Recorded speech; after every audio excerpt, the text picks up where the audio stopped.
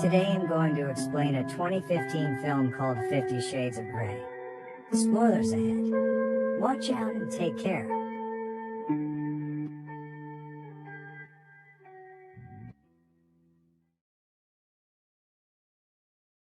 Anastasia Steele is a 22-year-old college student living in Vancouver, Washington, with her roommate Kate. They are both on the cusp of graduating from WSU, where Kate is a journalist for the college paper. She is scheduled to interview the CEO of Grey Enterprises, Christian Grey, who is a benefactor of the university and will hand out the diplomas at graduation. However, she comes down with the flu and gets Anna to go to Seattle to do the interview in his place. Anna reluctantly heads to Seattle to conduct the interview, and she is caught off guard when she comes face to face with the handsome 27-year-old billionaire CEO. The interview is rather awkward, with Anna being rather nervous, and Christian being very intense and arrogant with his responses. We learn a few things about Christian. He is a control freak, and he is adopted, and he is not gay. He even turns the tables and starts asking Anna questions about herself, and we get a slight sense of a flirty attraction between the two. The interview ends, and Christian sees Anna out to the elevators where they part ways. Outside the building, Anna feels embarrassed and foolish in the way she conducted the interview, and she is also rather smitten with Christian but ignores her feelings. Later in the week, Anna goes to her part-time job at a hardware store called Clayton's, and is surprised when Christian walks in. He says he is in town on business and needs a few cable ties, duct tape, and rope. They exchange some friendly banter, yet Anna tries to remain professional despite being totally disarmed by Christian. Paul, the son of the owner of Clayton's, comes into the store and gives Anna a rather intense hug, which immediately puts Christian off. Paul retreats, and Christian and Anna discuss doing a photo shoot for Kate's article the next day. Christian gives Anna his business card and tells Anna he is glad Kate wasn't able to make the interview, and leaves. Anna finally accepts that she likes Christian, but knows that it's a lost cause because of who he is. The next day, Anna and Kate arranged for Jose to take photos of Christian at the Heathman Hotel in Portland. The photo shoot goes well, and Christian asks Anna to go for coffee with him afterward. During their coffee date, Christian and Anna get to know each other a little more personally. He talks about his parents, and his older brother, and his little sister Mia studying cooking in Paris. Anna talks a little about her mother Carla, and her stepfather Ray. Christian also inquires about her romantic life, asking if she is interested in either Jose or Paul, to which she declines by saying no. Anna asks Christian if he has a girlfriend, to which he replies, "I don't do the girlfriend thing." As he is walking her to her car, a cyclist almost hits Anna, but Christian pulls her out of the way just in time. They embrace, and she tries to kiss him, but he refuses her and warns her to stay away from him, that he is not the right guy for her. They part ways, and Anna is very hurt and tells herself that she will not be seeing him again. The scene then cut to Anna in class. After final exams are over, Anna and Kate plan to celebrate that night at a bar. Unexpectedly, Anna receives a package from Christian, first edition copies of Tess of the D'Urbervilles worth thousands of dollars. She wonders why he would send her such an expensive gift despite rejecting her. That night at the bar, Anna gets very drunk and calls Christian asking why he brought her those books. He is very surprised to hear from her, and is worried about her drunken state. She drunkenly insists on knowing his motives for sending the books, while he insists on knowing exactly where she is. She vaguely tells him her location and hangs up, only to have him call back and say that he's coming to get her. Feeling sick, she goes outside with Jose, who makes a pass at her. She refuses him, and Christian arrives to break up the situation. Anna proceeds to throw up in a flower bed while Christian holds her hair back, and Jose retreats back into the bar. Christian insists on taking Anna home but makes her drink some water first. Elliot, who came with Christian, is dancing with Kate. Christian leads Anna to the dance floor, but she passes out. The next day, Anna wakes up in Christian's hotel room at the Heathman. Christian lets her know that they did not have sex, but he did undress her and sent her clothes to be cleaned because they were splattered with vomit. She showers and they discuss the events of the previous night. He said he sent her the books as an apology, and because he can't seem to stay away from her despite not wanting a romantic relationship.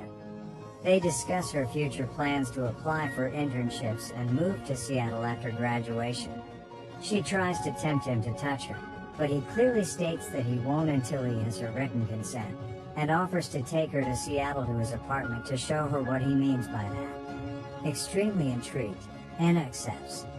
After breakfast, they leave the hotel, but not before sharing a passionate kiss in the elevator. Christian takes her home and says he will pick her up later that evening. At home, Anna tells Kate how things seem to be moving along with Christian. She goes to work at Clayton's and discovers Jose has been trying to contact her, but she decides to let him stew for a while. Christian picks her up after work, and they take his private helicopter to Seattle. They arrive at his apartment, where they have some wine, and he has Anna sign a non-disclosure agreement so she can't say anything to anyone about what he is about to show her. She signs and asks if Christian is going to make love to her, and he says he doesn't make love, he fucks. He leads her to a room in his apartment, and tells her that she can leave at any time if she wants, because what he is going to show her may scare her away. She insists on seeing what's inside the room, so they go inside to find that it is filled with all kinds of sex toys and bondage equipment. Christian then explains that he is a dominant, and he wants Anna to be his submissive. If she agrees to this, there are rules she must follow, and she will surrender herself to him in all ways. If any rules are broken, she will be punished. Basically, Christian wants a BDSM relationship where he can get off by controlling her, and she will be happy by pleasing him with her submission. They leave the room and discuss things further, with Christian being very businesslike about everything and urging her to ask questions, knowing it's a lot for her to take in. He gives her more paperwork that explains the rules of the dominant and submissive relationship, and he reveals he's had 15 submissive in the past. Anna then reveals that she is a virgin, which shocks Christian. He feels foolish and just assumes she's been with men because she is so beautiful. He takes her to his bedroom and they make love.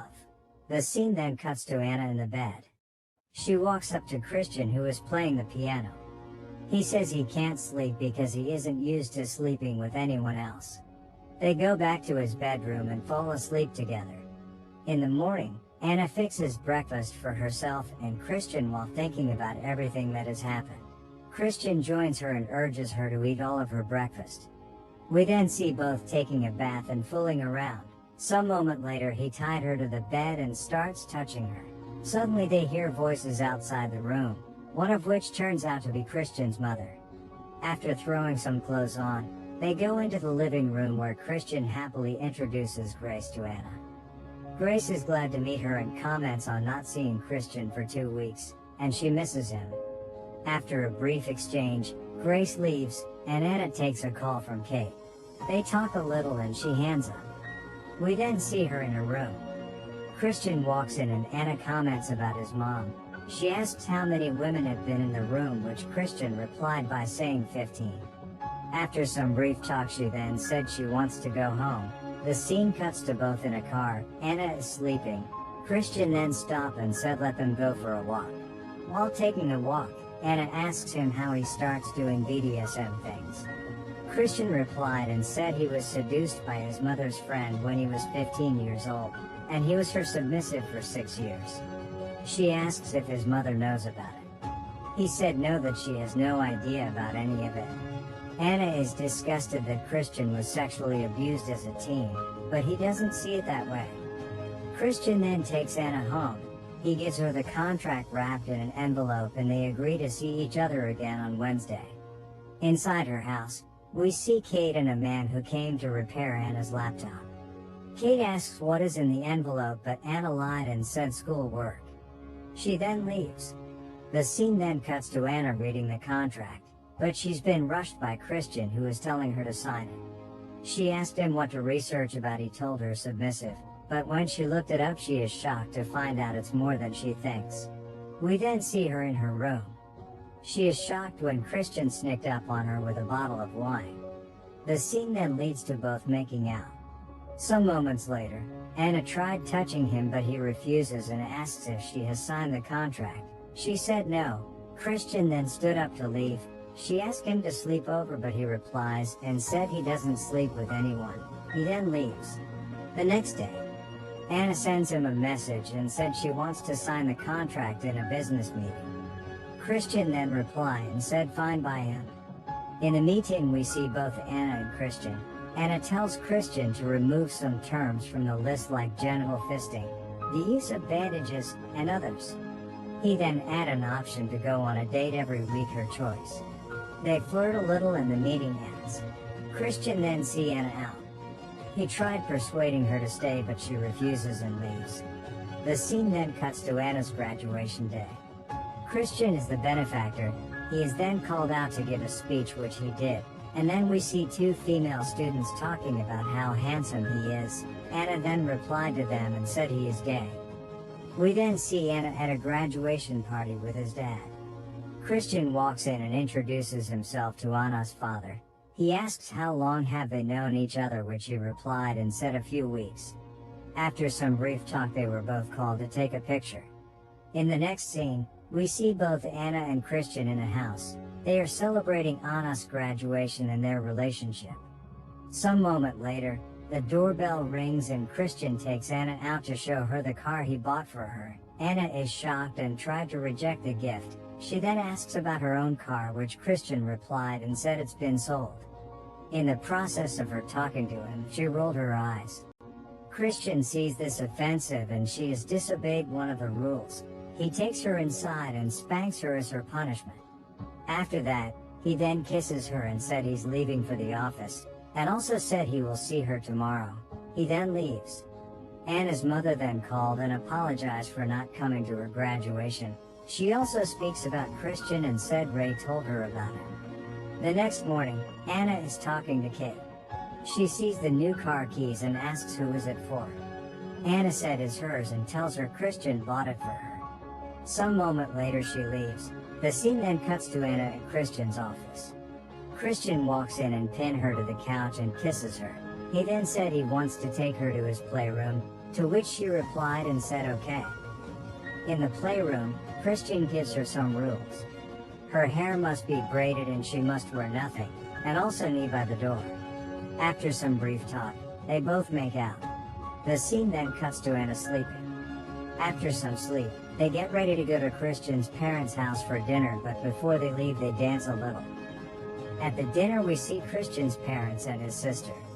Christian's father then asks Anna where is her family from. She said her father is from Montesano and her mother is from Georgia. She also added that she is going to visit her mother the next day, which upset Christian. Can't she touch him? And why can't they sleep in the same bed? Christian replies and said that's not his way.